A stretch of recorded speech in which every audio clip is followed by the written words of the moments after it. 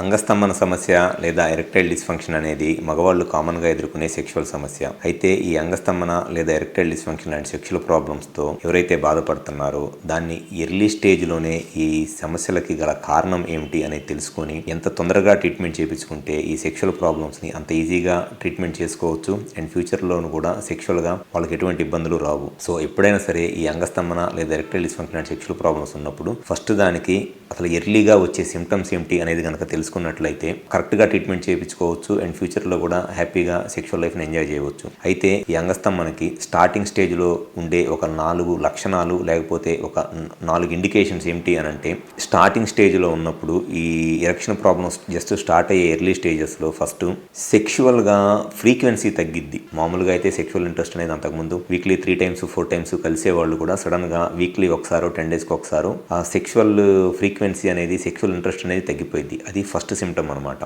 Second symptom వచ్చేసి sex చేసేటప్పుడు semen volume ఏదైతే వీర్యం ఉంటుందో ఆ వీర్యంలో అంతకుముందు 2 ml 3 ml వచ్చే సెమెన్ వాల్యూమ్ ఆల్మోస్ట్ తగ్గిపోయింది అనమాట. జస్ట్ 1 ml కన్నా తక్కువగా వచ్చేస్తుంది సెమెన్ వాల్యూమ్. అది సెకండ్ సిమ్టమ్. అండ్ మూడో లక్షణం ఏంటి అనేది కనపడేది సెమెన్ అవుట్ అయినప్పుడు వచ్చే ప్లెజర్ హ్యాపీనెస్ ఉంటుంది కదా, ఆ ప్లెజర్ ఇంటెన్సిటీ కూడా బాగా తగ్గిపోయింది అనమాట. అంతకుముందు వచ్చినంత ప్లెజర్ హ్యాపీనెస్ ఇంటెన్సిటీ అనేది ఉండదు. అది మూడో లక్షణము. అండ్ ఫోర్త్ వచ్చేసి సెక్స్ చేస్తున్నప్పుడు స్టార్టింగ్లో ఎరెక్షన్ ఉంటుంది. జస్ట్ ఫోర్ ప్లే చేస్తున్నప్పుడు పెన్నిస్కి ఎరెక్షన్ వచ్చింది, ఇట్లా ఇన్సర్ట్ చేసి సెక్స్ చేస్తూ ఉంటారు. సడన్గా మధ్యలో పెన్నిస్ సాఫ్ట్ అయిపోయింది అనమాట.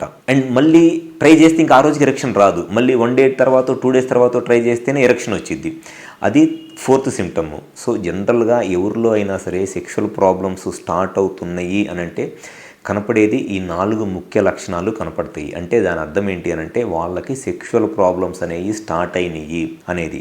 సో ఎప్పుడైనా సరే సెక్షువల్ ప్రాబ్లమ్స్ స్టార్టింగ్ స్టేజ్లోనే దానికి కరెక్ట్గా రీజన్ ఏంటి, హార్మోన్స్లో ఏదైనా ప్రాబ్లం ఉందా, పెన్నిస్కి సంబంధించిన బ్లడ్ ఫ్లోలో ఏదైనా ప్రాబ్లం ఉందా, లేకపోతే పెన్నిస్ లోపల ఉన్న మజిల్లో ఏదైనా ప్రాబ్లం ఉందా, లేకపోతే పెన్నిస్కి సంబంధించిన నర్వ్స్లో ఏదైనా ప్రాబ్లం ఉందా అనేది కరెక్ట్గా చెక్ చేసుకొని ఎర్లీగా ట్రీట్మెంట్ చేయించుకుంటే డెఫినెట్గా వాళ్ళకి సెక్స్లో ఈ ప్రాబ్లమ్స్ అనేది చాలా ఈజీగా ట్రీట్ చేయవచ్చు.